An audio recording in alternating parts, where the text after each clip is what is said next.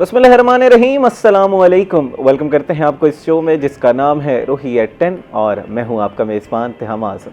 नाज़रीन, उम्मीद करते हैं कि आपके दिन का आगाज़ जो है वो अच्छा हुआ होगा और जिस तरह हम हमेशा अपने प्रोग्राम में ये तलकीन करते हैं कि आपने अपने दिन का आगाज़ एक नई मोटिवेशन और एक होप के साथ करना है कि इंशाल्लाह ये आने वाला दिन मेरा सबसे बेहतरीन दिन होगा और इस दिन मेरे हर टास्क कंप्लीट होगा, मैं हर अपना गोल अचीव करूँगा और इंशाल्लाह अपना जो मैंने लाइफ के लिए मेन गोल रखा हुआ है उसकी तरफ एक बेहतरीन कदम होगा।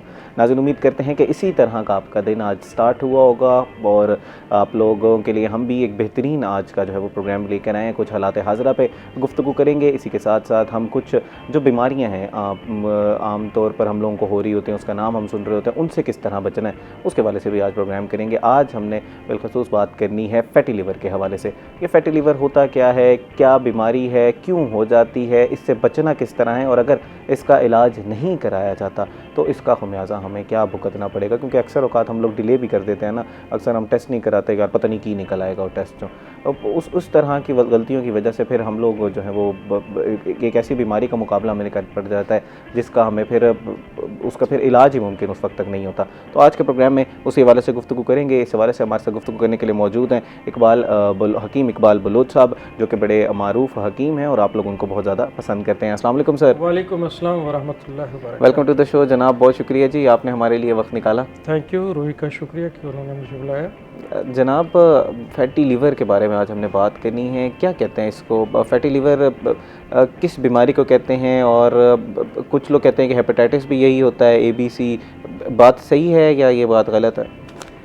एक्चुअली फैटी लीवर जो है वो जिगर के ऊपर चर्बी का चढ़ जाना, और जिगर हमारे जिस्म का एक वाइटल ऑर्गन है और ये हमारे जिस्म में से जो ऐसे मादे जो फजूल किस्म के होते हैं उनको खारिज करता रहता है। अगर ये हमारे ये इस तरह के मादे खारिज ना हों तो जिस्म में जमा हो जाते हैं और फिर उसी से फिर दीगर अमराज पैदा हो जाते हैं, ख़ुसूसी तौर पे जिनमें प्रोटीन का बढ़ जाना और इसी तरह जो है ना यूरिक एसिड का बढ़ जाना और जिगर के ऊपर चर्बी का आ जाना, और इस तरीके से जो है ना फिर जिस्म में सुस्ती और इस तरीके की अलामात जो है ना इसी कैफियत की होती हैं कि इंसान सही तरीके से अपनी ज़िंदगी के दीगर अमूर जो है वो अंजाम नहीं दे पा रहा होता। और ये ख़ुसूसी तौर पे उस सूरत में होता है जब हम लोग अपनी सेहत के हवाले से लापरवाह हो जाते हैं। हमारी डाइट अच्छी ना होना, सही साफ़ पानी का इस्तेमाल ना करना और इसी तरह फासिद मादों का हमारे जिस्म में जमा होते रहना, ये अमूमी तौर पे हम लोग, ये हमारी लाइफस्टाइल से ताल्लुक़ रखती है ये बीमारी। और आप लोग देख रहे होते हैं कि हम लोग ज़्यादातर अपनी सेहत से लापरवाह होते जा रहे हैं। सुबह के टाइम में उठते ही जनाब हमारा जो नाश्ता है बहुत हैवी, वो इंतहाई हैवी होता है और वो उसमें ये चिकनाहट, ये पराठे और इस तरह की चीज़ें जो है ना ज़्यादा इस्तेमाल की जाती हैं।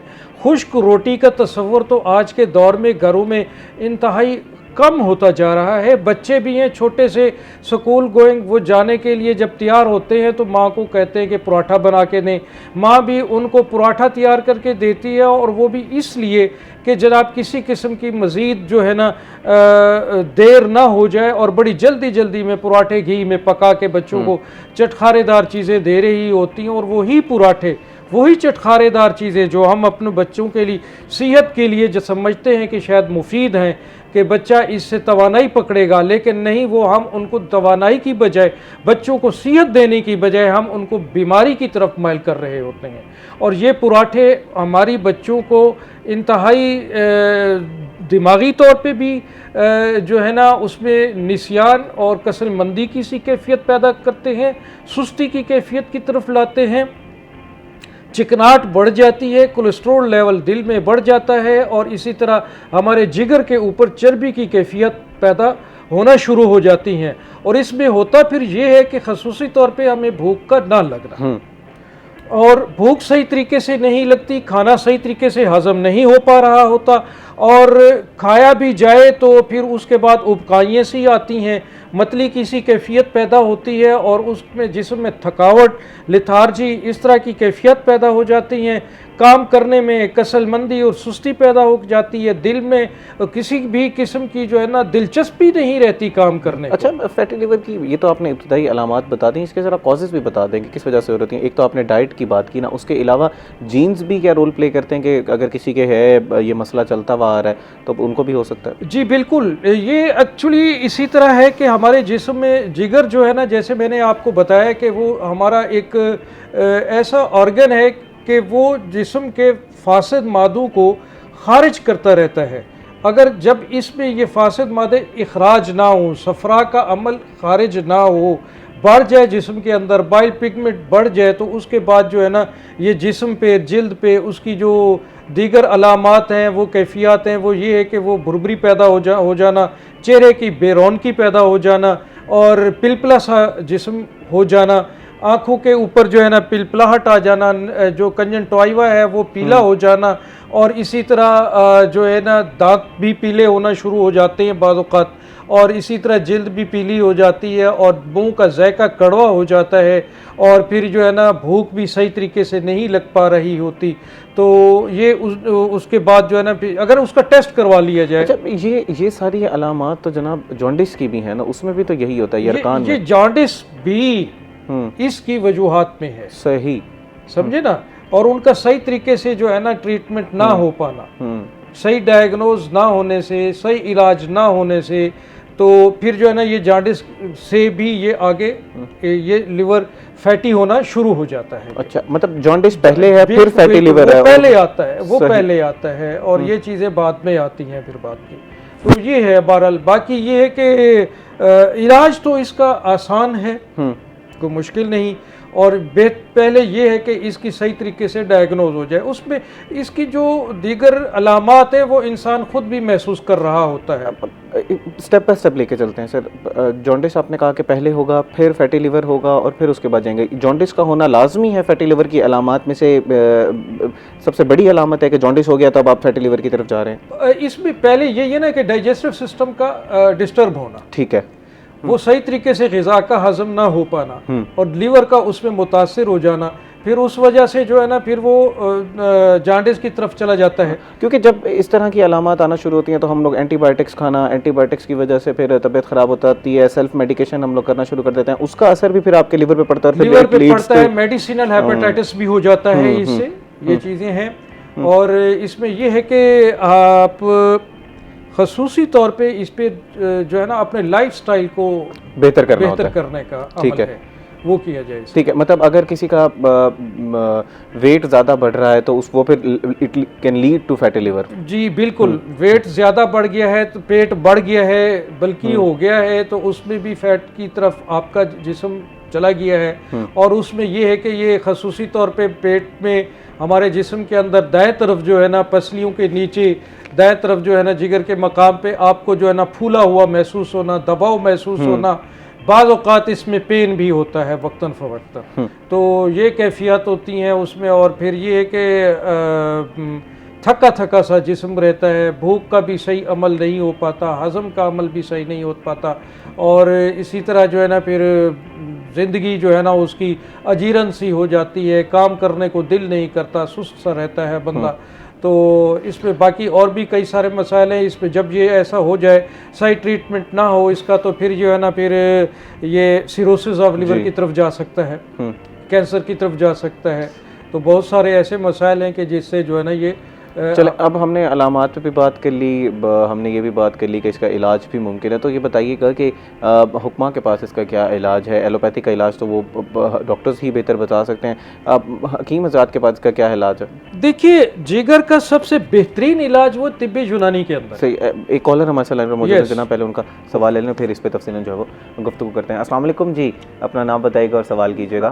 सर, मेरा नाम बिलाल है, मैं मुल्तान से बात कर रहा हूँ। जी, अस्सलाम वालेकुम। इस्लाम। अच्छा सर, मैंने इकबाल साहब से ये सवाल करना था कि आजकल एक बीमारी बहुत ज्यादा आम हो चुकी है, कैंसर वाली।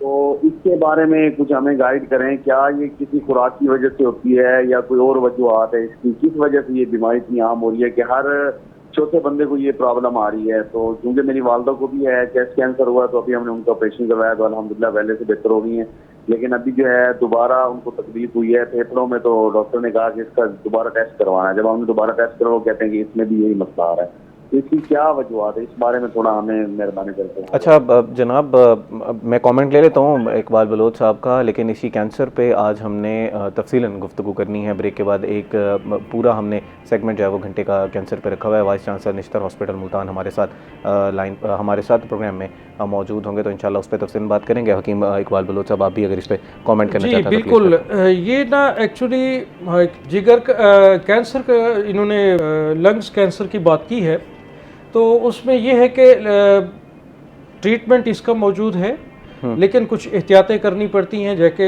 हमारे फाजिल दोस्त अपने अच्छे डॉक्टर्स के पास गए होंगे और उन्होंने कुछ हिदायत दी होंगी। उन्होंने जो हिदायत दी होंगी, आपने उसको जो है वो एहतियाती तदाबीर जो भी बताई हैं उन पर लाजमी तौर पर अमल करना है। हकीम इकबाल बलोच साहब नाज़रीन हमारे साथ मौजूद हैं। फैटी लीवर पर हम लोग बात कर रहे हैं और ये जो कॉलर का सवाल था इसके ऊपर भी उनका कॉमेंट लेते हैं, लेकिन अभी वक्त हुआ एक ब्रेक का। ब्रेक के बाद आपसे मिलते हैं, हमारा इंतज़ार कीजिएगा।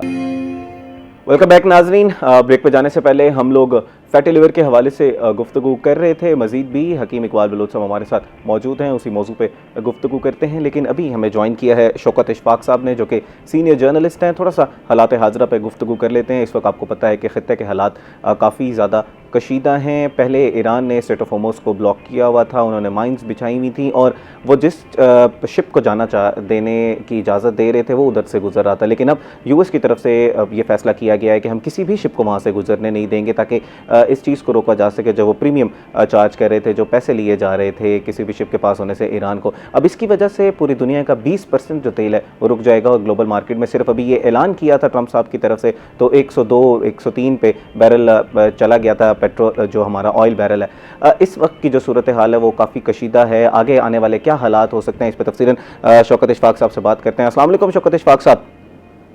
सलाम सलाम, क्या हाल चाल है सर? ठीक हैं? मैं बिल्कुल ठीक, अल्लाह का करम। आप बताएं, आप ठीक हैं? अल्हम्दुलिल्लाह। सर, यूएस की तरफ से ये ऐलान कर दिया गया है कि अब हम किसी भी शिप को वहाँ से नहीं गुजरने देंगे। स्ट्रेट ऑफ होर्मुज़ का ब्लॉकेड एक कर दिया गया है। आप अब हालात कहाँ जाते हुए देख रहे हैं जनाब?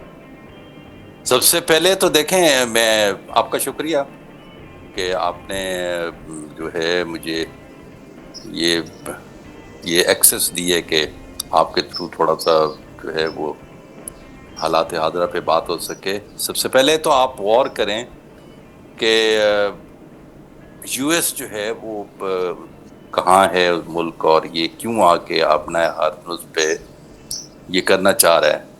इसका मतलब ये है कि बाकी सारी चीज़ों से अबव ये मसला उनकी जो है वो डॉलर का है जी। और डॉलर जो है वो पेट्रो डॉलर जिसको कहते हैं कि आप देखें 52 ईयर्स से ज़्यादा हो गए पूरी दुनिया में जो है वो बगैर डॉलर के तेल नहीं बिक सकता, क्रूड ऑयल नहीं बिक सकता, और क्रूड ऑयल की बाय प्रोडक्ट्स जो हैं वो भी डॉलर के बगैर नहीं बिक सकती। बल्कि आप यूं कहें कि पूरी दुनिया में जो रिजर्व्स हैं, जो पहले किसी ज़माने में एक ख़ास जो ये सोना होता था या इस किस्म की जो प्रेशियस स्टोन्स होते थे वो हुआ करता था। बिल्कुल, जो ब्रेटन वुड कॉन्फ्रेंस है उसके बाद से ये पेट्रो डॉलर का कॉन्सेप्ट आया था। बिल्कुल, ये पहले सबसे पहले इन्होंने किया था सऊदीज के साथ।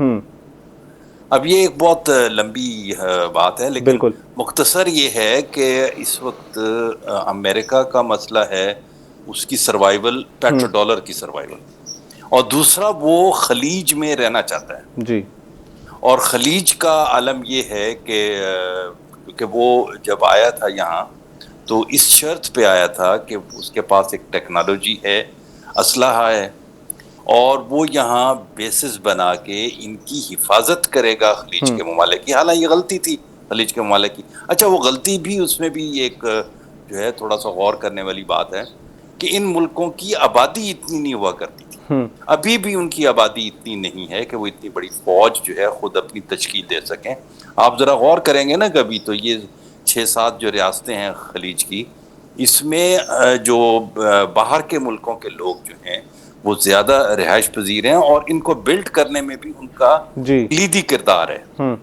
इन मुल्कों को बनाने में भी, इनके बिजनेस चलाने में भी, इनकी एयरलाइन चलाने में भी, इनकी होटल्स इंडस्ट्री चलाने में भी, इनकी आप अगर सऊदीया में लें तो उनका जो रिलीजियस टूरिज्म है उसको चलाने में भी ये सब लोग जो हैं ये बाहर से आके, पाकिस्तान है, बाकी तमाम मुल्क हैं, इनके लोग हैं वहाँ जो ज़्यादातर रहते हैं। सो वो आर्मी इतनी बड़ी नहीं बना सकते थे और उन्होंने यूएस को, ये दूसरे लफ्ज़ों में आप कहें कि उन्होंने क्या कि ठीक है आप मतलब आप यहाँ बेसिस बनाएं और हमारी हिफाजत करें। आप देखें बात यह कि काफ़ी सारी चीज़ें अब सामने आती जा रही हैं टाइम बाय टाइम ना।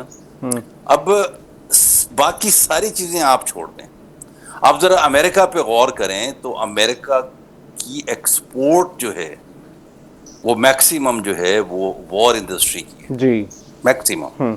मैं दूसरा नहीं, बाकी भी उनकी काफी सारी जो पीस इंडस्ट्री की है वो भी काफी उनकी एक्सपोर्ट है। बट जो है वो पूरी दुनिया में वो समझते हैं कि हमारे पास सबसे बड़ी ज्यादा टेक्नोलॉजी है, हम सबसे ज्यादा चीजें बना सकते हैं हम। जी जी शौकत इशफाक साहब, ये बताइएगा कि यहाँ से अब यूएस जो है वो ब्लॉकेट कर रहा है 20% ऑफ दी ऑयल का, यानी कि स्ट्रेट ऑफ हॉर्मुज़ को वो ब्लॉक कर रहा है। इधर से लेफ्ट साइड पे हमारे बाबुल मंदीब स्ट्रेट है यमन के साथ, हुतीज़ उसको ब्लॉक कर सकते हैं। 13% गालिबन, नाज़रीन में गलत भी हो सकता हूँ, लेकिन 13% ऑयल वहाँ से जाता है। ये जो ग्लोबल फ्री ट्रेड था इसको बनाने में अमेरिका का एक बहुत बड़ा किरदार है, उसी ने इसको संभाला हुआ था। अब ट्रंप की इंतज़ामिया के इस इक़दामात की वजह से वो हिल सकता है, उसकी वजह से पूरी दुनिया में एक इन्फ्लेशन आएगी, सर जाएगा, और फिर इन सारी चीज़ों का हालात का प्लान बी दुनिया के पास नहीं है। प्लान बी सिर्फ मुज़ाकरात है, तो इसमें पाकिस्तान क्या किरदार अदा कर सकता है? देखें, बहुत मुख्तसर मैं आपको बात बताऊं, पाकिस्तान की पोजीशन इस वक्त बहुत डिसाइसिव है मुज़ाकरात के हवाले से। हमने पहले वहाँ मुज़ाकरात करवाए और हमें अप्रिशिएट किया गया और ये अप्रिशिएटेबल है कि एक दो ऐसे मुतहारिब जो ममालिक हैं जो किसी सूरत पे भी किसी बात पे नहीं आना चाह रहे थे, वो मुज़ाकरात की टेबल पे आए। अब ये जो भी था, पाकिस्तान का किरदार जो है वो बहुत अच्छा था। अभी भी एक जो अगर आप गौर करें तो पिछले दिनों जितनी भी ये आई हैं इतलात आई हैं, खबरें आई हैं, या जो पाकिस्तान के लोग जो बुनियादी तौर के ऊपर इनको टेबल पर बिठाने वाले थे और मुज़ाकरात करवाने वाले थे, उन्होंने भी कहा था कि एक ऐसा अभी भी एक ऐसी खिड़की खुली हुई है जिससे हम मुज़ाकरात को दोबारा शुरू करवा सकते हैं, और अल्लाह करे ये बात हो, क्योंकि ये जिस तरफ मामलात बाकी जा रहे हैं तो ये ऐसा बिल्कुल भी नहीं है कि कोई बाकी दुनिया जो बैठी हुई है वो खामोशी से बैठेगी या उनके पास टेक्नोलॉजी नहीं है या उनके पास वो नहीं है। क्योंकि ये आप जिस तरह अभी आप कह रहे हैं कि 13% से थोड़ा ज़्यादा ही ले लें आप कि जो दूसरी जो उनकी गुजरगाह है जिसकी तरफ यमन है जी, और इस तरफ जो है ये 20-25% तो ये है ना अपना हरमुज़ है। क्योंकि आप देख लेना थोड़ा सा कि ये खलीज के जितने ममालिक। अच्छा, सिर्फ एक बात और मैं आपको वाज़ेह कर दूं कि एक जो पूरी दुनिया के ममालिक को एक और जो प्रॉब्लम आएगी वो ये सिर्फ ऑयल की नहीं आएगी, ये तेल की नहीं आएगी, क्रूड ऑयल की नहीं आएगी, बल्कि ये दुनिया का एक अच्छा जो हिस्सा है 20 से 25-30% वो जो खाद बनती है, जो गैसेस से बनती है, वो ये मुल्क बनाते थे और दुनिया को एक्सपोर्ट करते थे।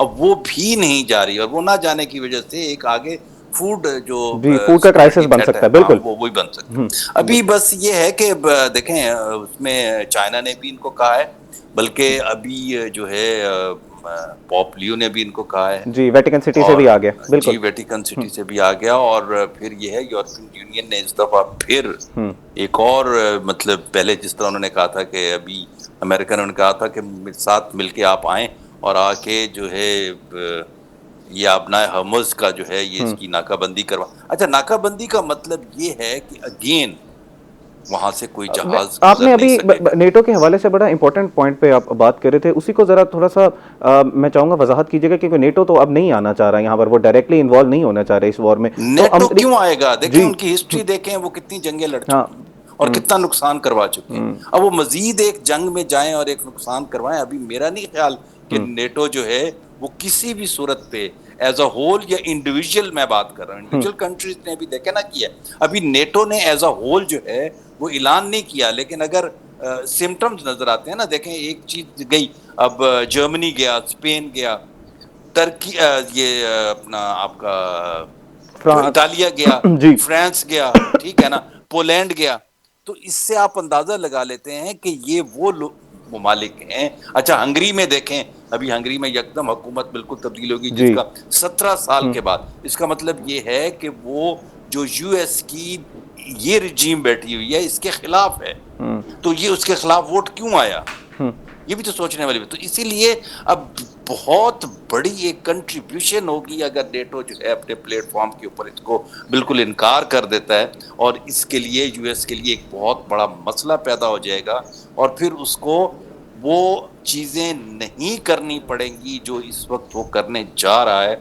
और अगर वो करने जाएगा तो फिर मेरा जाती ख्याल ये है इसमें सर कि दोनों जो फरीकैन हैं उनको कुछ ना कुछ विन जो है वो चाहिए। अब डिप्लोमेटिकली जब हम बात कर रहे थे, जब नेगोशिएशंस का पहला जो मरहला है वो खत्म हुआ, क्योंकि अभी 2 हफ्ते का पीस जो है वो बाकी है और विंडो भी मौजूद है, इंशाल्लाह उस पर काम होगा और हम मुस्तकिल अमन की तरफ जाएंगे। तो दोनों पार्टीज ये कह रहे थे कि विन विन सिचुएशन है। अपने मुज़ाकरात में पाकिस्तान के किरदार की तारीफ की जा रही थी। इसमें आप ये बताइएगा कि आगे आने वाले हालात में मुज़ाकरात की विंडो तो मौजूद है, क्योंकि विन तो चाहिए, दोनों पार्टीज को विन चाहिए। ईरान को भी फेस सेविंग के लिए कुछ चाहिए, उन्होंने अपनी डोमेस्टिक पॉपुलेशन को कुछ दिखाना है। यूएस में ट्रंप को भी अपनी डोमेस्टिक पॉपुलेशन को कुछ दिखाना है, क्योंकि मागा के लोग उनके खिलाफ हो रहे हैं, इंपीचमेंट तक की बातें वहां पर की जा रही हैं। तो हालात मुज़ाकरात के अलावा तो कोई हल नहीं नजर आ रहा।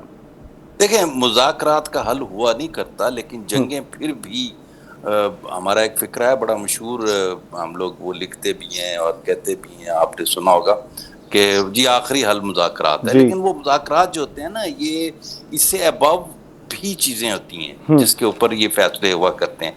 वो चीज़ें जब इनकी हो जाएंगी, जब इनके ये मामलात हो जाएंगे तो ये फैसला हो जाएगा। देखें, एक चीज़ तो बहुत पक्की है कि ईरान का लॉस हुआ, इसमें कोई शक व शुबा नहीं। लेकिन ईरान जो है वो आज भी, आप ये सोच लें कि उन्होंने किसी तौर पे भी बैकआउट नहीं किया जी। बका की जो रही बात अमेरिका की, यूएस की, तो यूएस का जो एनालिस्ट हैं दुनिया के, जो ये दिफाई हैं और जो आपके मईशत के जो एनालिस्ट हैं, वो पता है क्या कह रहे हैं? वो कह रहे हैं कि ये इराक से भी ज्यादा, और इससे पहले अगर उठा के देख लें तो इस जो ये इरा है इसमें सबसे ज्यादा नुकसान अमेरिका उठा चुका है। और देखें, नुकसान उठाने का मतलब ये नहीं है, एक बात सहन में रखिएगा मेरी, कि वो उनके 100 अरब डॉलर चले गए, 200 अरब डॉलर चले गए, ये पीनट है, 400 अरब डॉलर चले गए। एक्चुअल जो बात मैं आपको पहले बता रहा था कि उनकी वॉर इंडस्ट्री को इतना बड़ा धचका लगा है कि देखें, उनके थॉर्ड, पैट्रियट और इतने बड़े बड़े missile stealth, F-35, F-14 Phantom, F-18, वो ऐसे, ये इनकी आप देखें कि अमेरिकन आर्मी की, अमेरिकन जो दिफाई उनके वो हैं, उनकी ये नाक हैं ये चीजें, बिल्कुल। और वो गिरे यहाँ इनकी तबाही हुई। अब वो तबाही होने का मतलब ये बिल्कुल नहीं है कि सिर्फ वो जहाज गिरे, ये तबाही होने का मतलब ये है, आप इसको समझें कि उनकी जो वॉर इंडस्ट्री है उसको एक बहुत बड़ा जो है वो एक हमारी उसमें कहते हैं कि सन लग गई। वो सन जो होती है ना, एक उनको ऐसा दरार आ गई है कि ये इम्रिपेयरेबल है। तो जिस टेक्नोलॉजी ने उनको हराया है, जिस टेक्नोलॉजी ने उनको चकमा दिया है, तो टेक्नोलॉजी वो बेहतर होगी या वो होगी जो इनके हाथों ट्रैप हुई है। यहीं पर दूसरा फरीक ईरान के साथ जो हम लोग चाइना की भी अब बात सुन रहे हैं कि उसका, क्योंकि तेल वहाँ से गुजरता है, I am not sure about the actual percentage of the oil which passes for the Iran through the straight of Hormuz, but it is a very substantial amount. तो वो जो तेल वहाँ से गुजर है, more than 20%, yes, more than 20% वहाँ से गुजरता है चाइना का। तो अब जब वो ब्लॉक होगा तो इंडस्ट्री गो, उनके पास 3 महीने का स्ट्रेटेजिक रिजर्व है चाइना के पास, लेकिन फिर भी हालात तो चाइना भी यहां पर आ सकता है। तो उसको आप किस तरह देख रहे हैं? एक तरफ यूएस का डिक्लाइन हमें नजर आ रहा है ईरान के वॉर की वजह से। नहीं, मैं आपसे गुजारिश करूंगा, सॉरी, मैं समझ रहा था कि आप कह रहे हैं कि टोटल 22% वहां से ऑयल गुजरता है। चाइना तो 40-50% ऑयल यहाँ से लेता है। जी उसकी वजह उसको करीब है ना ये गुजरगाह हाँ सारी। असल में सारी इकोनॉमिक्स पे इसी पे करती है ना कि जब आप सफर करके आते हैं तो उसमें आपके उसके जो किराया होता है, उसके बाकी अखराजात होते हैं, वो कितने लगते हैं, उस हिसाब से फिर आपको जो घर में आके जितनी चीज पड़ती है तो फिर आगे उसको डिस्पर्स करते हैं, या उसको आप बेचते हैं, या उसको आप अपनी इंडस्ट्री में इस्तेमाल करते हैं। तो वो ऐसी बात नहीं है। चाइना के पास अपना भी कई जगह के ऊपर तेल है, मौजूद है। और दूसरी बात है कि चाइना जो है ये आज से नहीं, काफी अरसे से वो रिजर्व जो है वो रख रहा है। फिर उसके रशिया के साथ अच्छे ताल्लुकात है, वो रशिया से भी खरीद सकता है। और तीसरी बड़ी बात ये है कि ये हमें गलत बताया जा रहा है, वेनेजुएला का सबसे बड़ा खरीदार आज भी चाइना है। वेनेजुएला में जो तेल है, दुनिया का सबसे बड़ा ऑयल रिसर्च जो है ना, आपके इल्म में होगा। शौकत बसरा साहब, thank you so much for being with अस। और हम लोग आपको गाए बगाहे जो है वो लाइन पर लेते रहेंगे जैसे जैसे हालात बदलते रहेंगे। और नाज़रीन, हम आप तक जो इस वक्त खित्ते में चल रहा है उसको आगाह आपको करते रहेंगे। So thank you so much for being with us Shaukat Basra साहब। अब आपने अपना एक्सपर्ट दिया। नाज़रीन, हालात शौकत इशफाक साहब, आपने अपना एक्सपर्ट एनालिसिस दिया। Thank you so much for being with us. माज़रत खाऊं जनाब। अच्छा नाज़रीन, जैसे शौकत साहब बता रहे थे कि हालात जो हैं वो बदल रहे हैं, लेकिन विंडो भी मौजूद है, अपॉर्चुनिटी है और पाकिस्तान यहाँ पर अपना किरदार अदा कर सकता है, क्योंकि पाकिस्तान वो वाहिद पार्टी है जिसकी दोनों फरीकैन जो हैं वो तारीफ कर रहे हैं। और आपने देखा भी सही कि दोनों फरीकैन के सरबराहान यहाँ पर मौजूद है। तो इंशाल्लाह हम मुस्तकिल अमन की तरफ जाएंगे। नाज़रीन, अभी वक्त हुआ ब्रेक का। ब्रेक के बाद आपसे मिलते हैं। अपने मेज़बान का इंतजार कीजिएगा। We will be right back. Welcome back नाज़रीन। ब्रेक पे जाने से पहले हम लोग जो इस वक्त की सूरत हाल है उसके ऊपर तफसीलन गुफ्तगू कर रहे थे। नाज़रीन, अपनी दुआओं में याद रखिएगा अमन के लिए कि हम लोग जो है वो अमन में पाकिस्तान जिस तरह अपना किरदार अदा कर रहा है उसमें कामयाब हो, क्योंकि बैकडोर डिप्लोमेसी अभी भी जारी है। डिप्लोमेसी कभी भी नहीं रुकती और इस वक्त विंडो ऑफ अपॉर्चुनिटी मौजूद है और जिसको अपने कैपिटलाइज करना है। अब ज़रा हकीम इकबाल बलोच साहब की तरफ चलते हैं। हम लोग उनसे फैटी लीवर के हवाले से गुफ्तगू कर रहे थे। इकबाल साहब, आपने सिम्टम्स भी बता दिए, आपने बताया कि इसकी वजूहात कॉजेज़ क्या होती हैं, ज़रा इलाज के बारे में भी बताइएगा, उसमें हम बात कर रहे थे। इलाज के हवाले से पहले तो ये है कि अपना लाइफस्टाइल चेंज करें और उसके बाद अपनी डाइट वगैरह के को बेहतर करें। और इसके साथ साथ जो है ना, ये चावल, चिकनाई और इस तरह की मीठे वाली चीज़ों से आप परहेज़ में रखें इसको। इसके अलावा कुछ हर्ब्स हैं, जड़ी बूटियाँ हैं, जो कुछ आपके किचन की चीज़ें भी हैं और आम तौर पे मार्केट्स में भी अवेल हो जाती हैं। उनका इस्तेमाल इंतहाई ज़रूरी होने के साथ साथ और इंतहाई मुफीद और यूज़फुल है और ये कभी मायूस नहीं करती। जड़ी बूटियाँ आपकी दोस्त हैं। ख़ुसूसी तौर पे आम सा एक पौधा है जिसको हम ऊँट कटारा के नाम से जानते हैं और इसमें से एक जुज़्व आज़म है, मिल्क थीसल के नाम से निकलता है। उसकी आजकल मार्केट में पाउडर फार्म में भी मौजूद है और टेबलेट भी आ रही हैं। हमारे बहुत सारे एलोपैथ कंपनी और दूसरे हजरात जो है प्रैक्टिशनर वो इसको इस्तेमाल कर रहे हैं और बड़ा अच्छा रिज़ल्ट पा रहे हैं और वो इस पर अर्बल अद्वियात के इस्तेमाल से वो अपने आप को इस ट्रीटमेंट में इंतहाई मुतमईन और काफ़ी बेहतर पाते हैं। और ये मैं समझता हूँ कि तिब्ब यूनानी की एक बहुत बड़ी कामयाबी है। और इसी तरह एक और बूटी है कासनी के नाम से, वो आम घरों में भी पाई जाती है और इसी तरह आपके इलाका ख़ुसूसन ये जो मुल्तान के कुछ नवाही मवाज़ियात हैं और ख़ुसूसी तौर पे डीजी खान का इलाका जो है वहाँ ये काफ़ी मिक़दार में पाया जाता है। फोर्ट मेंड्रू में और इधर सखी सरवर के इलाकों में, तौसा शरीफ के इलाकों में ये इंतहाई जो है ना काफ़ी उसमें कुदरती खुद रॉ पौधा है। पहाड़ी इलाकों में भी तो वहाँ से भी इसको कलेक्ट किया जा सकता है और इसको इस्तेमाल कर सकते हैं। इनके तरीके मैं आपको आहिस्ता आहिस्ता बताता चलूँगा। और साथ ही एक और पौधा जो आपके घरों में गमलों में भी आप लोग लगाते हैं वो है एलोवेरा के नाम से। तो कुंवार गंदल का भी इसको कहते हैं, उसका इस्तेमाल है। और इसी तरह एक है मको का पौधा, मको दाना भी इसको कहते हैं। इसके छोटे छोटे फल लगते हैं, इसको जैसे कि एक जाल के दरख्त के ऊपर पीलू से लगते हैं। तो पीलू की तरह उसके दाने हैं, बड़े ही टेस्टी और बड़े बेहतरीन किस्म के होते हैं, वो भी इस्तेमाल किया जा सकता है इसको। सही है। अब ज़रा इनका इस्तेमाल का तरीका भी बता दीजिएगा और कितने अरसे तक इस्तेमाल करना है ये भी बता दीजिएगा। इसको ये है कि ये जो मैं आपको बता रहा हूँ कि ये ऊंट कटारा जो है, ये आप तकरीबन इसका जो शंदा भी इस्तेमाल कर सकते हैं, इसका जो है शरबत भी लेकिन बनाया जा सकता है, उसमें चीनी नहीं डालनी चाहिए। काढ़ा उसका जो है ना वो ज़्यादा बेहतर है, चाय जो है इसकी वो ज़्यादा बेहतर है। अगर इसका मिल्क थीसल का पाउडर लें तो वो तकरीबन 1 ग्राम तक उसको इस्तेमाल कर सकते हैं आप। और इसी तरह जो है मको मैंने बताई है, मको और कासनी इसको मिक्स करके ले लें आप, इसका कहवा सा बना लें आप रोज़ाना, और इसको जो है निहारमो इस्तेमाल किया जाए। और इसी तरह शाम के टाइम में भी एक बार आप इसकी डोज को ले सकते हैं। और इसी तरह इसके अंदर नमक वगैरह का इस्तेमाल मना है, वो ना किया कीजिएगा। और इसी तरह एलोवेरा जो है वो भी आप उसको लेके उसका पौधे का एक टुकड़ा और साफ़ सुथरा जो होता है उसके जो छिलका है उसको उतार के उसकी जो जेल है वो आप इस्तेमाल करें। सुबह निहार में 1 से 2 चम्मच उसके लिए जा सकते हैं। और इसी तरह जो है ना आप इसका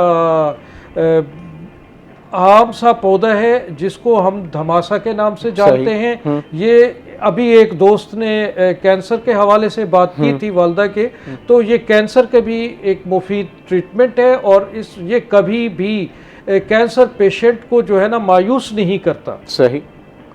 इसको हर तरह के कैंसर के लिए जिस तरह का भी हो। और इसी तरह ये डॉक्टर कदीर साहब ने भी, हमारे जो एटमी साइंसदान हैं, उन्होंने भी इस चीज़ की तस्दीक की है। ठीक है। और इसी तरह जो है ना इसको आप पाउडर की सूरत में भी ले सकते हैं, इसके कहवे के तौर पे भी आप इसको इस्तेमाल कर सकते हैं, चाय के तौर पे, और इसका पानी भी इसका इस्तेमाल कर सकते हैं आप। पानी में ये है कि इसको आप ताज़ा सा पौधा लें और उसके ऊपर उसको आप अच्छी तरह घोट के जो है ना, जैसे हम सरदाई सी बनाते हैं उसी तरह लेके उसको छान के उसका पानी आप इस्तेमाल करें। और साथ साथ जो है दीगर भी किस्म की ऐसी प्रिपरेशंस है जो मार्केट्स में अवेल हैं, और वो आप अपने क्वालिफाइड मॉलेज से रब्ता करके जो है ना फिर आप अपने लिए सजेस्ट करवा सकते हैं। ये सबसे इम्पॉर्टेंट बात सर ने की है कि हम हमेशा जब भी मेडिकल के हवाले से हम कोई प्रोग्राम करते हैं, किसी डिज़ीज़ के हम बारे में डिस्कशन कर रहे होते हैं, तो हम हमेशा ये बताते हैं कि ये प्रोग्राम्स एजुकेशनल पर्पसेस के लिए हैं। जो दवाइयाँ जनाब ने बताई, क्योंकि मैंने सवाल किया कि सर इसका इलाज क्या क्या है, तो उन्होंने बताया कि जी इस तरह भी इलाज किया जा सकता है, इस तरह भी इलाज किया जा सकता है, बट इट इज़ सब्जेक्टिव।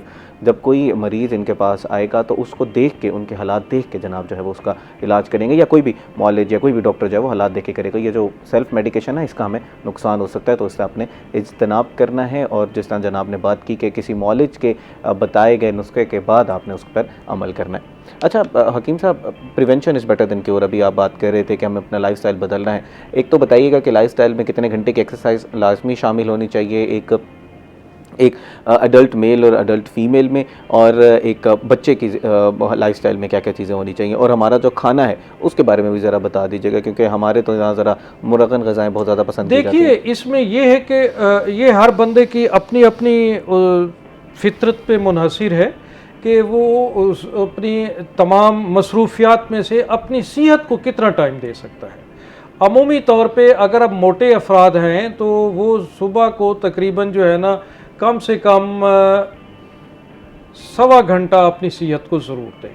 1 घंटा तकरीबन अब 1.25 घंटा वर्जिश ज़रूर करें। सुबह के टाइम बेस्ट है क्या? सुबह के टाइम ज़्यादा बेहतर है, जब आप निहार मुँह होते हैं, खाली मैदा होता है, और ये सबसे बेस्ट है इस हवाले से। और इसी तरह अगर आप ऑफिस में वर्क में मसरूफ़ हैं और आपको फुर्सत नहीं मिलती तो आप आधा घंटा सुबह में कर लें, और दिन में थोड़ा सा जो है ना आप वक्त निकालें, अपने ऑफिस में बैठे बिठाए और बैठी बिठाई आप वॉक करें। उसमें यह है कि अपने पाँव को, अपनी टांगों को हरकत देते रहें, और इसी तरह थोड़े से हिस्से में आप चल फिर भी रहा करें। या इस तरह का ये होता है जैसे उठक बैठक है या दंड बैठकें जिसको हम लोग कहते हैं, वो अगर आप तकरीबन 15 से 20 आप ऐसा 5 से 10 से शुरू करें, 15-20 तक अपने आप को ले जाएं, तो ये भी आपके लिए इंतहाई मुफीद है। और इसी तरह आप जो है छोटा बच्चा है तो वो भी अब वालिदैन उसको अपनी प्रैक्टिस करवा सकते हैं इस तरीके से, और जिम भी ज्वाइन किया जा सकता है। जिम सबसे बेस्ट है आपके लिए इस हवाले से।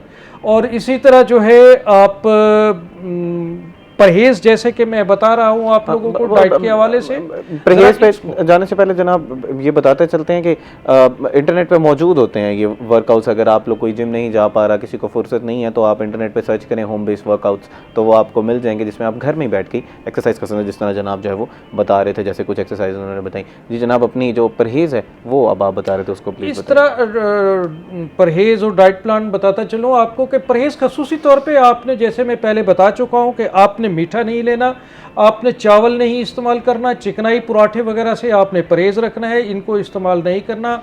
और इसी तरह आपने हॉट वाटर जो है, गर्म पानी, उसका 1 कप कम से कम या 1 गिलास आपने रोज़ाना इस्तेमाल करना है। ठीक है। अच्छा, जैसे अभी आप ये चीज़ें बता रहे हैं, अमूमी तौर पर तो पराठे, देसी घी के पराठे हमें कहा जाता है यार बड़े अच्छे हैं, इससे तो बड़ी सेहत मिलती है, इसको खाया करो।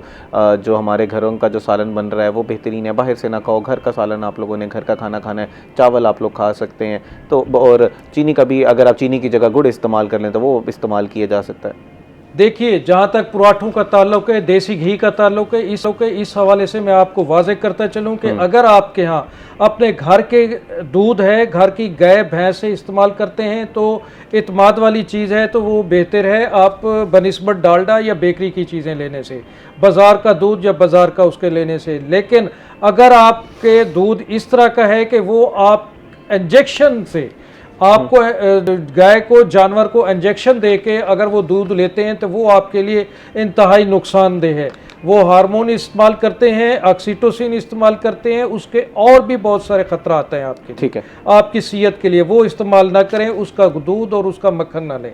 घर का बना हुआ है, एतमाद वाली चीज़ है। और इसी तरह ऑलिव ऑयल है, वो रोटी के ऊपर लगा के वो आप इस्तेमाल जो है वो कर सकते हैं। मजीद भी सर इसके बारे में बताइएगा। अभी वक्त हुआ एक ब्रेक का, ब्रेक के बाद जनाब से मिलते हैं और इसी हवाले से तफसील गुफ्तगू करेंगे, हमारा इंतज़ार कीजिएगा। वेलकम बैक नाजरीन। ब्रेक पे जाने से पहले कुछ एहतियाती तदाबीर जो है वो जनाब बता रहे थे, और अपने खाना जो है वो किस तरह का खाना है, उसमें हमारा लाइफस्टाइल क्या होता है, उस पर जनाब जो है वो चीज़ें बता रहे थे। जनाब मैं चाहूँगा उसी से कंटिन्यू कीजिएगा। आप ऑलिव ऑयल का बता रहे थे कि उसका इस्तेमाल किया जा सकता है, देसी घी अगर अच्छा है तो उसको इस्तेमाल किया जा सकता है। उसके अलावा किन चीज़ों का ख्याल रखें? और इसके अलावा ये है कि आप सब्जियों में जैसे शलजम है, इसका इस्तेमाल किया जा सकता है।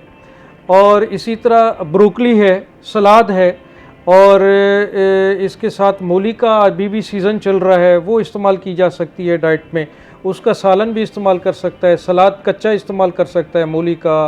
खीरा है वो इस्तेमाल। और इसी तरह सबसे बेहतर जो है वो आजकल अभी अवेल है अपना पपीता।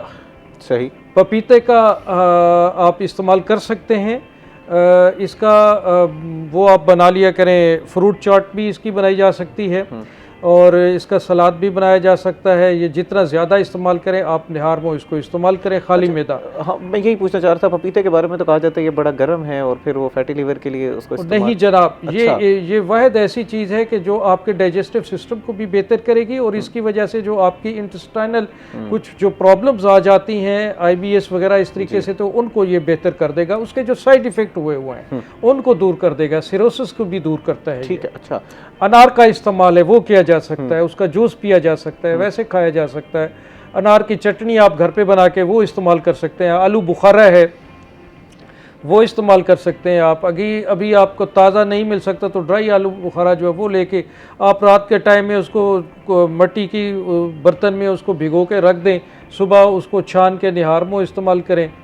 अच्छा हकीम साहब, जॉन्डिस और हेपेटाइटिस के बारे में या फैटी लीवर के बारे में ये कहा जाता है कि ये ज़िंदगी में एक ना एक दफ़ा लाजमी होना होता है, ये बात मशहूर है, इसके बारे में ज़रा बताइएगा। और क्या एक दफ़ा अगर हो गया तो फिर ये दोबारा नहीं हो सकता? देखिए, ये हमारी लाइफस्टाइल से ताल्लुक़ रखता है। हमारे लोगों के आजकल जो खाना पीना और रहन सहन का माहौल है, और आजकल जो जिस्म किस्म की मुआशरती और कुछ मसाइल चल रहे हैं, पॉलिटिकली मुल्की जो इस तरह की जो आजकल की एटमॉस्फेयर है वो काफ़ी इसमें इन्वॉल्व होती है। ख़वातीन जब प्रेग्नेंट होती हैं तो वो उनको इस तरह की मेडिसिन इस्तेमाल कराई जाती हैं, हाई पोटेंसी एंटीबायोटिक्स या ऐसी चीज़ें जिससे फिटस में भी उनके जो है ना जनैन में भी ये प्रॉब्लम क्रिएट हो सकती है। आपने देखा होगा कि अमूमी तौर पे पैदाइशी बच्चे को भी जांडस की शिकायत है जी।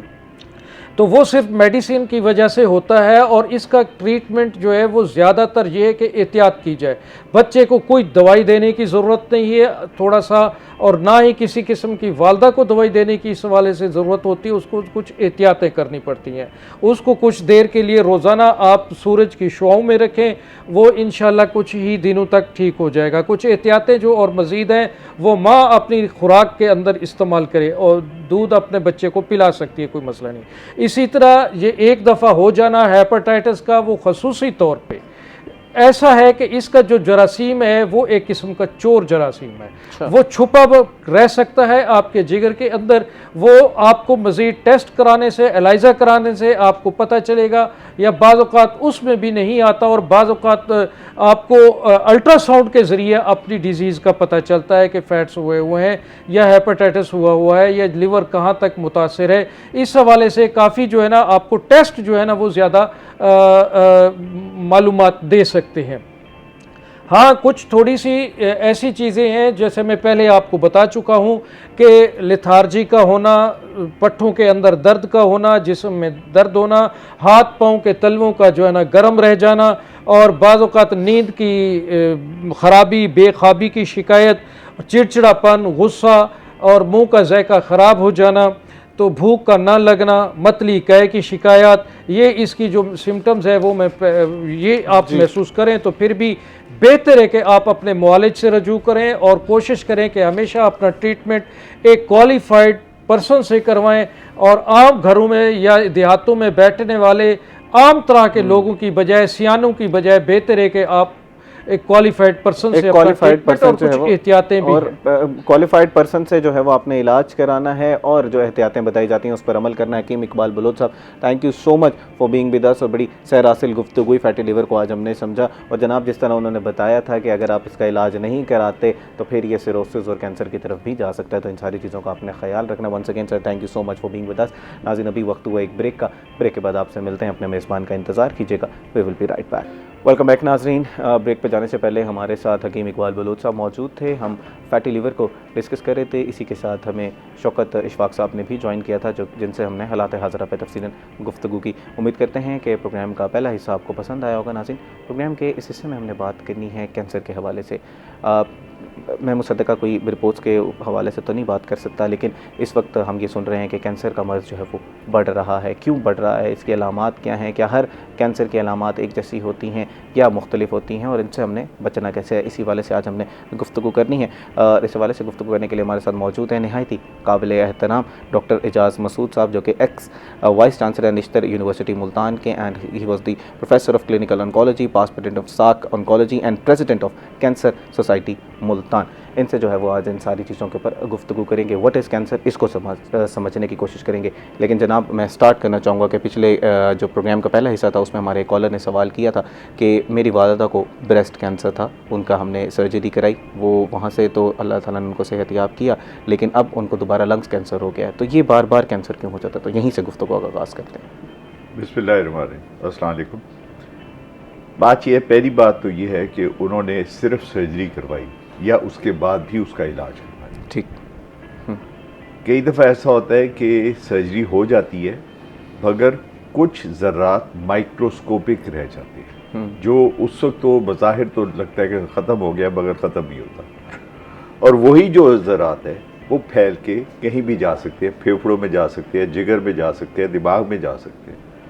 तो हो सकता है कि ये वही कैंसर हो जो लंग में आ गया। ओके। दूसरी बात यह है कि सवाल ये आपने किया कि उन्हें क्यों हो रहा है, उन्हें पहले क्यों हुआ था? क्योंकि उनके अंदर कुव्वत मुदाफ़ियत कम थी। जब आप में कुव्वत मुदाफ़ियत कम है तो आपको दोबारा भी हो सकता है, क्योंकि आपने कोई ऐसी चीज़ दी की जिसके अंदर आपकी कुव्वत मुदाफ़ियत बेहतर हो, तो वो उन्हें दोबारा हो गया। ठीक। तो ये आप ठीक होने के बाद भी हैं तो इंसान ना, किसी भी इंसान को कहीं भी हो सकता है।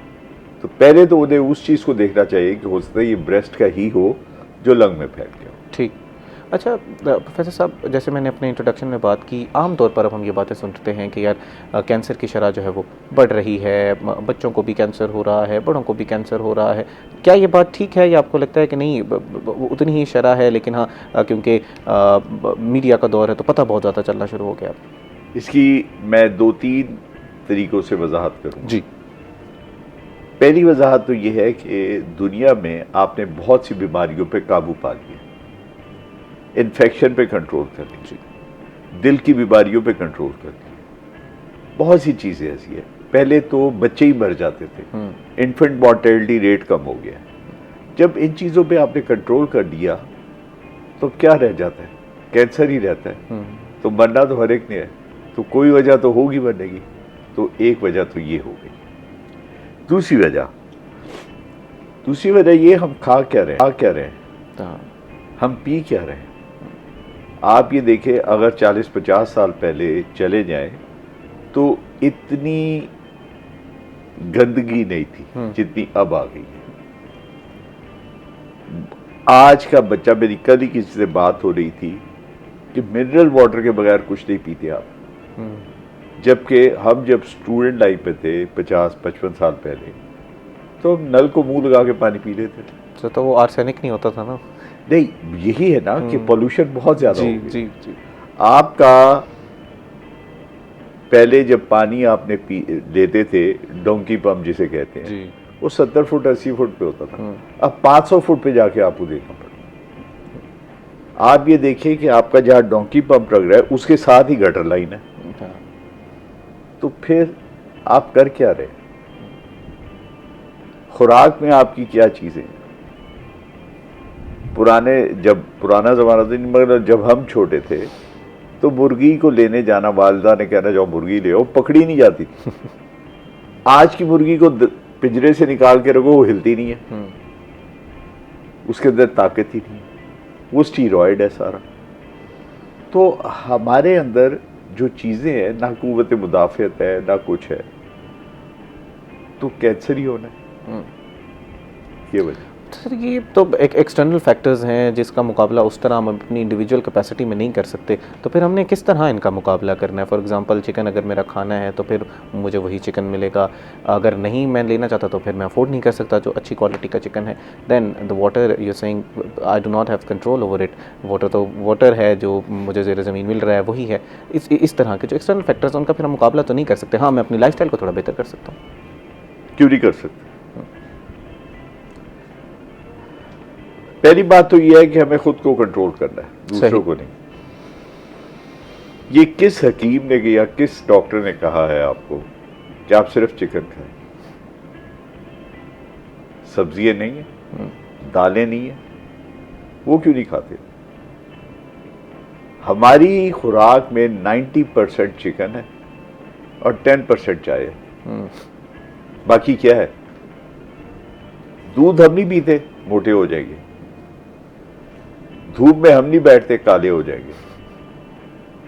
धूप तो कहीं से नहीं लेनी ना आपने, विटामिन डी कहां से आएगी आपकी? धूप नहीं देनी है। पाकिस्तान, हमें खुदा का शुक्र अदा करना चाहिए कि हम उस मुल्क में रहते हैं यहाँ 4 मौसम है जी। धूप कितनी है आपके पास? और जिस शहर में हम मुल्तान में रहते हैं वहां कितनी धूप है? हम क्यों नहीं उसे यूटिलाइज करते? हमने कौन सा पैसा देना है धूप के लिए? हड्डियां तो मजबूत होंगी, ठीक है। आप दूध क्यों नहीं पीते? लाइफस्टाइल को चेंज करने की जरूरत है। जो आप अपने घर में एक भैंस रख लें, हाँ, हो जाएगा, ठीक है। आप सब्जियां क्यों नहीं खाते?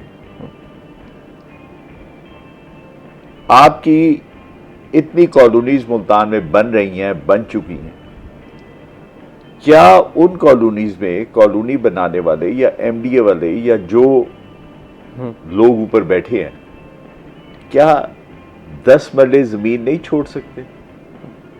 वो 10 मरले रेंट पे दे दें और एक बंदे से कह भी तू यहां सब्जी उगा और बेच, आपको ताजा फ्रेश सब्जी मिलेगी। क्यों नहीं मिलेगी? ठीक है, अपना लाइफस्टाइल चेंज करने। हाँ, सर हम आराम पसंद हो गए हमें वॉशरूम भी जाना हो हम कहेंगे मोटर बाइक पे मोटरसाइकिल मिले, बिल्कुल बिल्कुल। जाएंगे। ठीक है, अच्छा अब आप मुझे ये बताएं, हम पानी नहीं पीते, पानी पे तो पैसे नहीं लगते ना, पानी बॉयल करके पी सकते हैं आप। कराची में जब से पाकिस्तान बना है वहां के रहने वाले लोग पानी बॉयल करके पीते हैं। ठीक है, क्या हम नहीं बॉयल कर सकते? बॉयल करने में क्या लगता है? आग ही का पैसा लगेगा ना, गैस का, बाकी तो कुछ नहीं। पानी क्यों नहीं पीते? पेशाब आएगा। यार पेशाब अगर इतना बुरा होता तो अल्लाह ताला पेशाब क्यों बनाता? ठीक है, आप पानी पिए। आपको पता है एक एवरेज इंसान को कितना पानी पीना चाहिए daily? I think 8 to 10 litres for, नहीं, तकरीबन 3 to 4 litre. 3 to 4 litres, 3 to 4 litres. ठीक है, 12 से 16 गिलास। हम 2 गिलास नहीं पीते। सिगरेट पिए जाएंगे, सिगरेट की एक्सक्रीशन जो है वो किडनी से होती है, धुएं की, और उसके जो केमिकल्स हैं वो मसाने में पड़े होते हैं। जब आप यूरिन पास आउट नहीं करेंगे तो केमिकल मसाने पड़े रहेंगे, मसाने का कैंसर होगा। ठीक है, अब सर ज़रा कैंसर को समझ लेते हैं। हम कैंसर कहते किसको हैं, अगर डिफाइन अगर हम किया जाए इन अ वेरी लेमैन टर्म कि कैंसर हम कहते किसको हैं? देखिए हमारी बॉडी में ना हर वक्त टूट फूट हो रही है, कुछ सेल बन रहे हैं, कुछ रिप्लेस होकर नए आ रहे हैं, तो वो चीज़ें सारे जिस्म में चलती रहती हैं। ठीक है, कुछ एक्सटर्नल फैक्टर्स हैं जैसे टोबैको, वो जो उनकी टूट फूट हो रही है उस पर इफेक्ट करते हैं और वो उसका जेनेटिक चेंज होता है और जीन्स में चेंजेस आती है, जिसकी वजह से उस जगह पे वो एब्नॉर्मेलिटीज डेवलप होती हैं। ओके, और अगर हमारे अंदर कुव्वत मुदाफ़ियत ना हो तो वो एब्नॉर्मेलिटीज कैंसर में कन्वर्ट हो जाती है। सही। मगर अगर हमारी बॉडी में कुव्वत मुदाफ़ियत इतनी है कि हम उसे टॉलरेट कर सकें तो वो नहीं होगा। सही। अच्छा, ये तो आपने एक्सटर्नल फैक्टर्स की बात की। कुछ ऐसे लोग हैं जो पूरी ज़िंदगी ना उन्होंने स्मोक किया, ना टोबैको का किसी भी तरीके का यूज़ किया, कुछ भी नहीं किया, इवन दे गेट कैंसर, और फिर उनकी फिर क्या वजूहत होते हैं? जीन्स रोल प्ले कर रहे होते हैं, और जो पहले आपने वजूहत बताई वो सर जीन्स भी है। ठीक है, आपका एक दांत टूटा हुआ है, किसी वजह से टूट गया, वो क्रॉनिकली आपकी जुबान को टच कर रहा है। Yes. नोक उसकी क्रॉनिकली, वो क्रॉनिकली जो करेगी वो कैंसर में कन्वर्ट हो जाएगी। सही। अब वो एक्सटर्नल फैक्टर भी हो सकता है, इंटरनल भी हो सकता है। ठीक है, आप हेपेटाइटिस हो गया, खुदा न खास्ता, वो हेपेटाइटिस कन्वर्ट हो जाएगा। हाँ, ठीक। पॉइंट इज दिस कि आप अपनी बॉडी को कैसे मैनेज करते हैं। मैंने आपके पिछले प्रोग्राम में बात की थी कि हम अपनी गाड़ी जो 3 माह पुरानी, 6 माह पुरानी है, उसका रेगुलर चेकअप करते जी कराते हैं, हम बॉडी का नहीं कराते। बिल्कुल। वो जो रेगुलर चेकअप होता है वो इसलिए करवाते हैं कि उस कंपनी ने आपको एक मैनुअल दिया होता है कि इसे मेंटेन करने के लिए इतने देर से बाद ये काम करें आप। मगर जब हम पैदा होते हैं तो अल्लाह ताला हमें मैनुअल नहीं देता कि बेटा जाओ इतनी देर से बाद अपने टेस्ट करवा लेना। हम डॉक्टर्स हैं, हम नर्सिंग स्टेशन में बैठे होते हैं, हर पेशेंट को देख रहे होते हैं, मगर कभी ये नहीं किया कि सिस्टर मेरा ब्लड प्रेशर चेक करो। नो, अंदर क्या हो रहा है नो वन नोस। अब उसे हमें एक्सटर्नली कैसे चेक कर सकते? और हम पूरी कौम हमारी ऐसी है कि हम एक फैंटेसी वर्ल्ड में रहते हैं और हम कहते हैं ऑल इज वेल, जबकि ऑल इज नॉट वेल। और टेस्ट इस वजह से नहीं कराते कि क्या पता इसमें से कुछ जो निकल आए। अगर निकल आएगा तो इलाज हो जाएगा। बिल्कुल। मैं कहता होता हूँ कि अगर ये पेंट पहनी है मैंने या कील लगाओ, मैं उठा कील से फट गई, अगर मैंने उसका रफू करवा दिया तो पेंट बच जाएगी, नहीं तो नहीं पेंट लेनी। बिल्कुल ऐसे ही है। And prevention is always better than cure. जो जनाब ने बताई कि हमें पहले अपना लाइफस्टाइल चेंज करने की ज़रूरत है, हमें एक्सरसाइज करने की ज़रूरत है, हमें टेस्ट जो है वो करवाने की ज़रूरत है। CBC करवाया जा सकता है। बाकी जो भी मैं पूछ लेता हूँ कि जनाब ने कौन से टेस्ट जो है वो रिकमेंड करेंगे जिनसे हम अपनी हेल्थ को जो है वो कंप्लीट जो चेकअप किया जा सकता है। देन हम लोग जो सिम्टम्स ऑफ द कैंसर हैं उसकी तरफ भी मूव करते हैं। अभी हमें कॉलर ने ज्वाइन किया है, उनका हम सवाल ले लेते हैं। अस्सलाम वालेकुम जी, अपना नाम बताइएगा और सवाल कीजिएगा। जी अस्सलाम वालेकुम, ताम आजम मोहम्मद शकूर खान बात कर रहा हूँ ईसा खेल से। वालेकुम अस्सलाम शकूर साहब। डॉक्टर साहब अस्सलाम वालेकुम, कैसे हैं आप सर? वालेकुम अस्सलाम जी, अल्हम्दुलिल्लाह। डॉक्टर साहब मैंने 9 अप्रैल को पित्ते का ऑपरेट कराया था, वो जो लेप्रोस्कोपी के जरिए कैमरा और उसका, तो वो मुझे जो पहले ये डायग्नोज हुआ जी वो आ रहा था 26 और 22। जी शकूर साहब बात कीजिएगा, आपकी आवाज़ आ रही है। आवाज रही है, लाइव प्रोग्राम है, चलिए ठीक है जी। तो पहले वो 22 और 26 बाद में हुआ, रमजान से पहले 22 और बाद में 26 mm। जब ऑपरेट किया गया तो 17 mm वो जो था स्टोन जी, तो वो ऑपरेट हो गया 9 को। फिर मैं एहतियात कर रहा हूँ, कुछ एंटीबायोटिक भी ले रहा हूँ, इंजेक्शन और साथ मेडिसिन भी डॉक्टर ने दी। तो इस सिलसिले में मैं ये कहना चाहूँगा कि फैटी लीवर भी था, तो इसमें एहतियात कितनी करनी चाहिए, और अगर ये पिता रिप्लेस हो गया है तो इसमें कोई, जिस तरह आप कैंसर की बात कर रहे हैं, तो ये डर लगता है कि कोई आपका बॉडी में इस किस्म की ऑपरेट वगैरह हो जाए तो कोई ऐसा ना हो या ऐसा खतरा ना हो जिससे आगे चल के कोई अल्लाह ना करे ऐसे हालात पैदा हो किसी और डिजीज ओके ताकि अल्लाह ना करे कोई हालात इस तरह के पैदा हो। जनाब आपके सवाल का जो है हम जवाब लेते हैं, डॉक्टर हमारे साथ मौजूद हैं। लेकिन नाज़रीन अभी वक्त हुआ एक ब्रेक का, ब्रेक के बाद आपसे मिलते हैं, हमारा इंतज़ार कीजिएगा। वेलकम बैक नाज़रीन। ब्रेक पे जाने से पहले हम लोग कैंसर के हवाले से गुफ्तगू कर रहे थे, लाइफस्टाइल पे बात की, हमने बात की कि किस तरह अपनी डाइट को बेहतर किया जा सकता है। Then I asked doctor Ejaz साहब कि आप इसको ज़रा एक्सप्लेन करें कि कैंसर हम कहते हैं किसको हैं।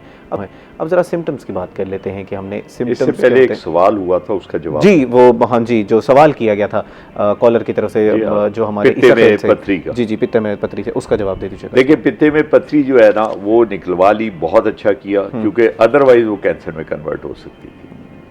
अच्छा, पित्ता वो कहते हैं रिप्लेस किया, रिप्लेस नहीं किया, रिमूव किया। जी पित्ता रिप्लेस नहीं होता, रिमूव होता है। तो दूसरा जो उनका नेगेटिव पॉइंट है वो है फैटी लीवर। फैटी लीवर को ख़त्म करने के लिए पैदल चलने से बेहतर कुछ नहीं है।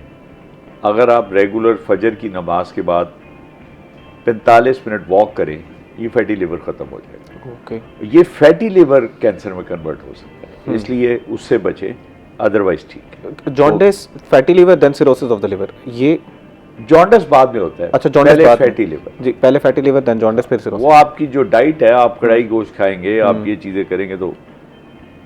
अच्छा सर, अक्सर औक़ात ऐसा होता है, अब ये थोड़ा सा मौजूद से ज़रा हिट रहे हैं, जॉन्डिस के बाद बिलिरुबिन की मिकदार कम नहीं हो रही होती, आप जितने मर्जी टेस्ट करें, ऑल्दो उसके सिम्टम्स खत्म हो रहे हैं। कॉजेज है उसकी, अच्छा अगर उसकी pre hepatic, hepatic, post hepatic, अब डिपेंड करता है कि कौन सी वजह से वो जॉन्डिस हुआ है। ओके, उसके बाद फिर वो सब्जेक्टिव है, फिर उसके तैयार होगा। अच्छा सर, थोड़े से सिम्टम्स कैंसर पे बात कर लेते हैं कि हर तरह के जो कैंसर है क्या उसके सिम्टम्स एक ही जैसी होंगी, यानी कि ब्रेस्ट कैंसर के बारे में कहा जाता है कि गिल्टियाँ बन रही होंगी, उसका आपने चेक किया? देखिए, कैंसर सर के बाल से लेके पाँव के नाखून तक हर चीज़ का कैंसर।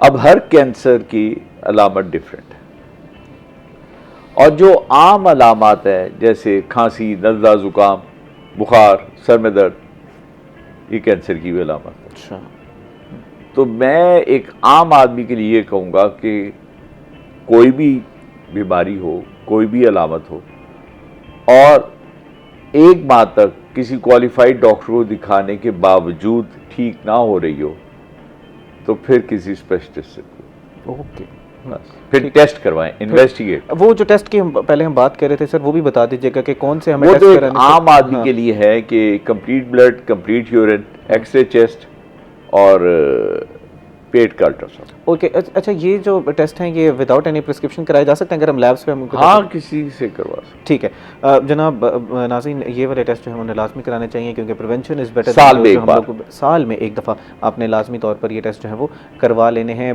गवर्नमेंट हॉस्पिटल में जाके करवाए जा सकते हैं, दोज हु कैन अफोर्ड वो प्राइवेटली भी इसको करवा सकते हैं। Otherwise there are NGOs, plethora of NGOs जो कि आपको इस हवाले से हेल्प भी कर देंगी अगर आप उनको करवाना चाहते हैं। बट अपनी हेल्थ हमारे अपने हाथ में, उसका हमने ध्यान लाजमी तौर पर रखना है। अच्छा सर, अब थोड़ी सी कैंसर के ऊपर हम लोग जैसे सिम्टम्स की हम लोग बात कर रहे हैं, अगर किसी को एक मंथ के बाद वो नहीं उसका ख्याल रखता, क्योंकि अक्सर औकात ये कहा जाता है कि कैंसर की सेकंड या थर्ड स्टेज में जाकर पता चलता है, तो उस वक्त फिर उसको ट्रीट किया जा सकता है, लेकिन फिर उसके बाद देखिए शिफा बिन जाने बल्ला है, वो तो मुर्दे में भी जान डाल सकते हैं। और मेरे पास बहुत से ऐसे पेशेंट हैं जो आखिरी स्टेज से ठीक हो गए।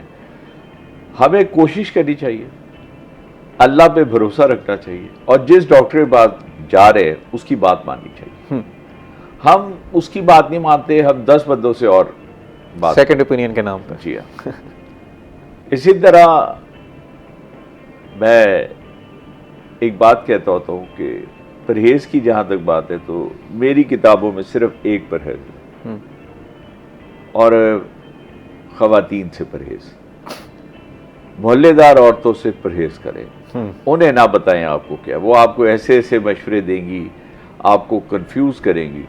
अच्छा, कुछ मर्द भी खवातीन होती हैं जी, वो भी ऐसे ही मशवरे देंगे, उनसे परहेज करें। अगर उनसे परहेज कर लेंगे आपको कुछ नहीं होगा।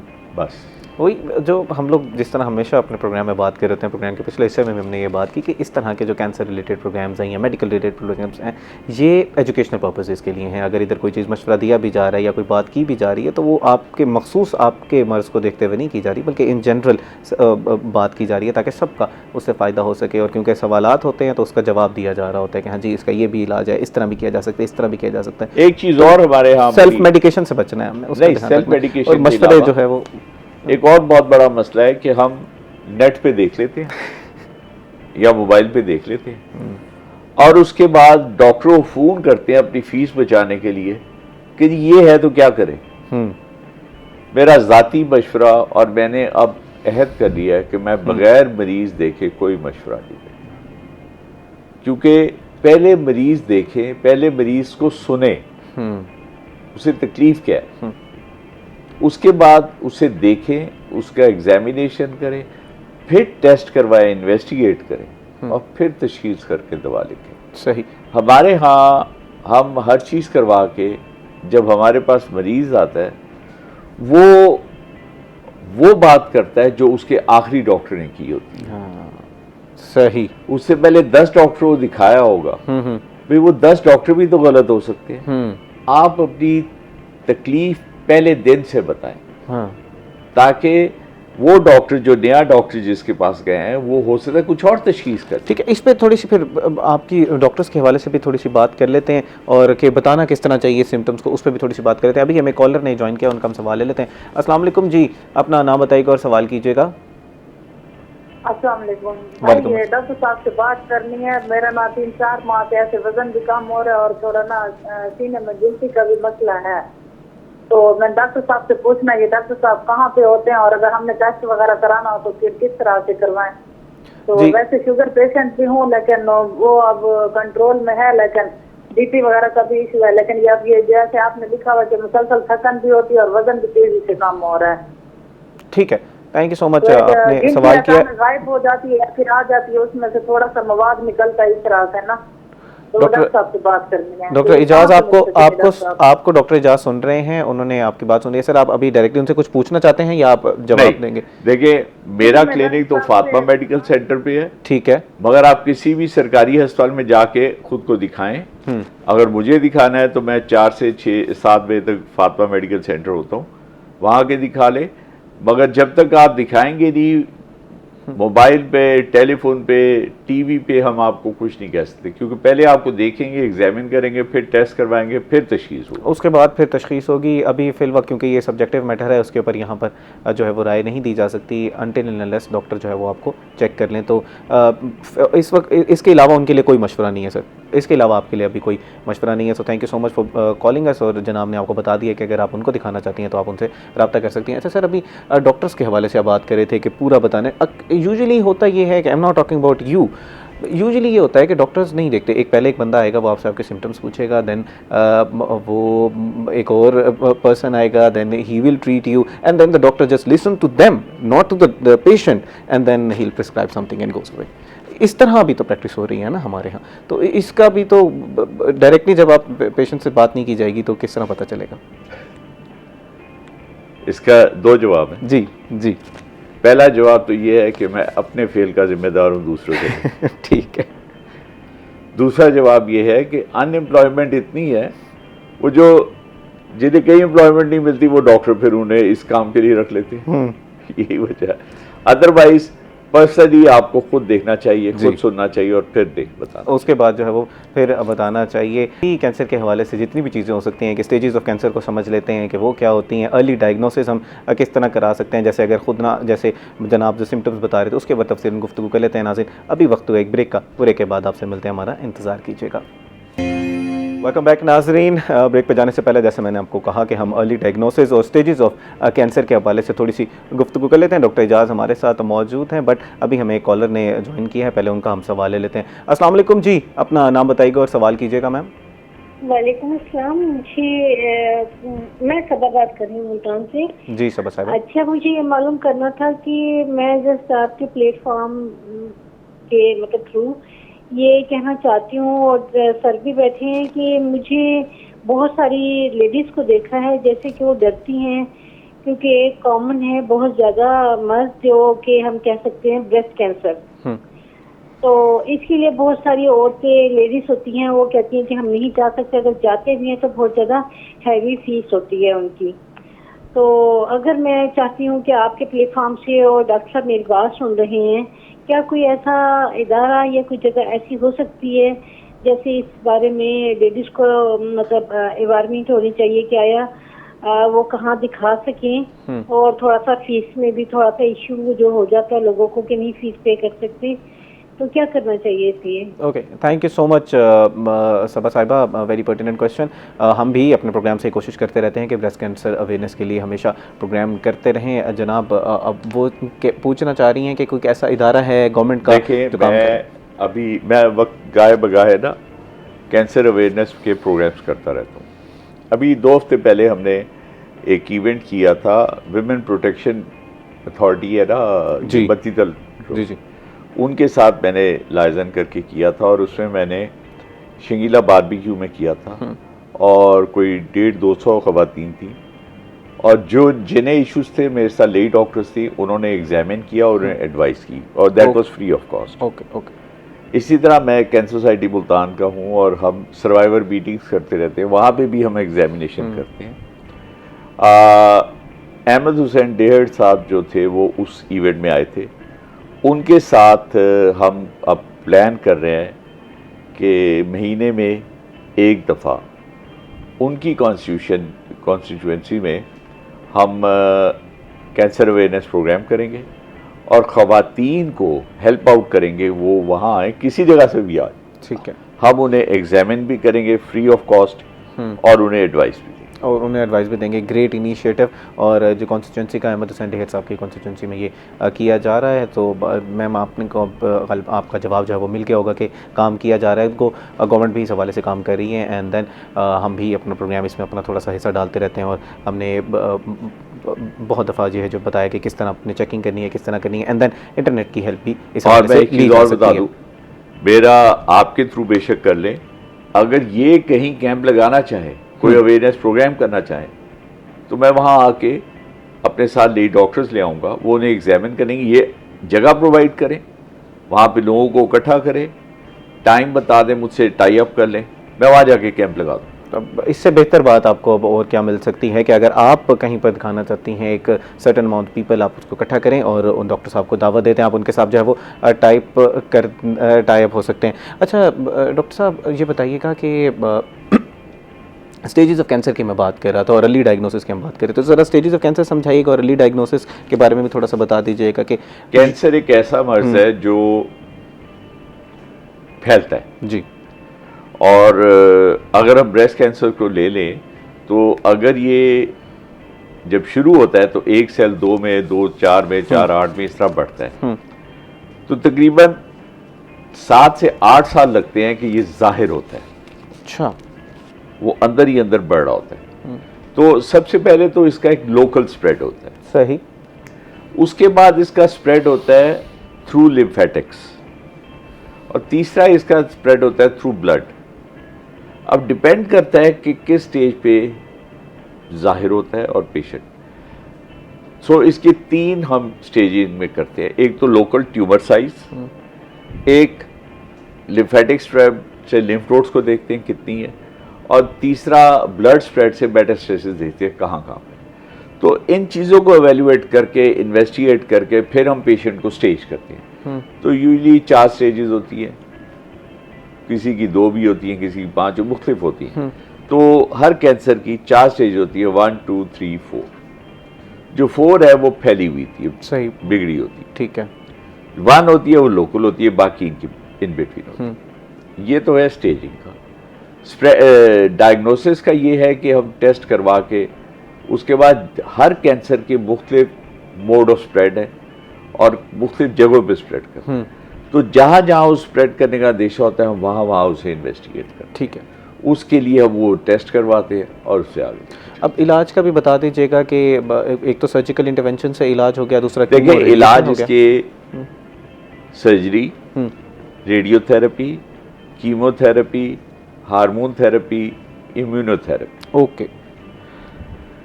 सर्जरी हम उसकी करते हैं जिसका कैंसर ऑपरेबल हो, लोकलाइज्ड हो, और अगर ऑपरेट करें तो स्किन टू स्किन उसकी स्टिचिंग हो सके। ओके ओके, वुंड ओपन ना रहे। रेडिएशन हम उसकी करते हैं जो कंप्लीट रिमूव ना हो, थोड़ा सा रह जाए तो हम उसे रेडिएशन करके कवर। कीमोथेरेपी या तो हम उसकी करते हैं जो बहुत बड़ा साइज हो, हम कीमो करके उसे छोटा करते हैं, या जो बिगड़ चुका हो, स्टेज 4 हो, उसे कीमो करके हम छोटा करते हैं, स्टेज कम करते हैं और फिर फर्क। ये है। ठीक है। अच्छा, अब इन इलाज के हवाले से भी कुछ मिथ्स हैं, लोग डरते हैं कि ये भी जो रेडिएशंस हैं इसका काफ़ी ज़्यादा आपको नुकसान हो रहा होता है, तो उसके बारे में भी ज़रा क्लियर करते जाइएगा कि वो क्या होता है, क्योंकि बॉडी भी वीक होना शुरू हो जाती है और अगर आपका इम्यून सिस्टम पहले से ही वीक है तो उसका मुकाबला किस तरह कर होता है? देखिए, ये कुछ ड्यूटी हमारी डॉक्टर्स की भी है कि जब हम मरीज को इलाज करें तो उसे गाइड करें कि ये आपके साथ होना है, इसके क्या क्या साइड इफ़ेक्ट्स हैं, हमें कैसे इसके लिए चलना चाहिए, हमें क्या एहतियाती तदाबीर करनी है, खुराक भी क्या लेना चाहिए, क्या खाना चाहिए, क्या नहीं खाना चाहिए। तो एक तो ये चीज़ है, और ये नहीं है कि इनके साइड इफ़ेक्ट्स हैं। साइड इफ़ेक्ट तो you have to give something if you want to gain something. If you want to gain something. On this very note, I like to end the program. Sir, thank you so much for being with us. और हमने बड़ी सैर हासिल गुफ्तगू की। आज के programme में हमने समझा कि कैंसर है क्या, इससे बचा किस तरह जा सकता है मुकम्मल तौर पर। बहरहाल अल्लाह ताला एक तो हम सबको महफूज रखे, और अगर किसी को ये मर्ज़ है तो फ़ौरी किसी डॉक्टर से रुजू करके इसका इलाज करें। और जनाब ने जो मशवरा दिया कि अपने टेस्ट जो है वो लाजमी तौर पर कराते रहें, साल में एक दफ़ा जो कंप्लीट टेस्ट जनाब ने बताया उसका हमने लाजमी तौर पर ध्यान रखना है। Thank you once again sir for being with us. Doctor Ejaz Masood साहब हमारे साथ मौजूद थे, ex vice chancellor Nishtar university Multan and professor of clinical oncology, past president SAC and president cancer society Multan. नाज़रीन, उम्मीद करते हैं कि आज का प्रोग्राम आपको पसंद आया होगा। अब आपसे मुलाकात होगी कल एक नए प्रोग्राम, एक नए टॉपिक के साथ। तब तक अपने मेज़बान तिहामा आज़म को दीजिए इजाज़त। अल्लाह ने के बाद।